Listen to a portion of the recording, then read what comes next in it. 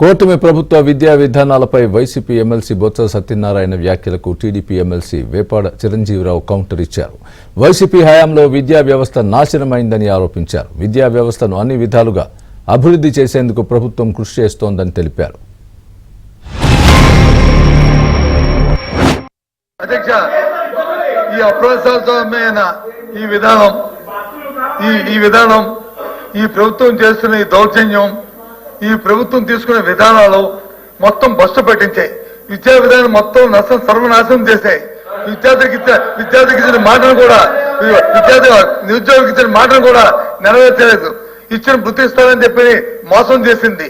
బాబు surety వచ్చి job guarantee అని చెప్పి నిరుద్యోగులందరినీ కూడా నెట్టాట ముంచిన ఈ నేపథ్యంలో ఈ ప్రభుత్వం చేస్తున్న ఈ దౌర్జన్యానికి, ఈ ప్రభుత్వం చేస్తున్న ఈ పరిణామానికి, ఇవాళ ఏదైతే నియంత్రణ ధోరణిలో చేస్తున్న ఈ కార్యక్రమానికి ఈ రాష్ట్రంలో విద్యార్థులందరూ కూడా నష్టపోతున్న ఈ నేపథ్యంలో ఈ ప్రభుత్వం చేస్తున్న నిరసనగా వీళ్ళే చేసుకోమని అధ్యక్ష ఈ రాష్ట్రం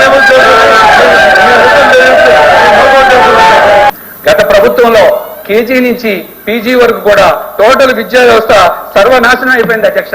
పిహెచ్సిలకి వికలాంగులకి కేవలం 17% మాత్రమే బాత్రూముల సదుపాయం ఉందని చెప్పి నీతి ఆయోగ్ రిపోర్ట్ ఇచ్చింది అంటే నాడు నేడు పనుల్లో ఉన్న దొల్లతనం ఏంటో మనకు తెలుస్తుంది అధ్యక్ష. అంటే 23,000 పోస్టులు ఖాళీగా ఉన్నాయి.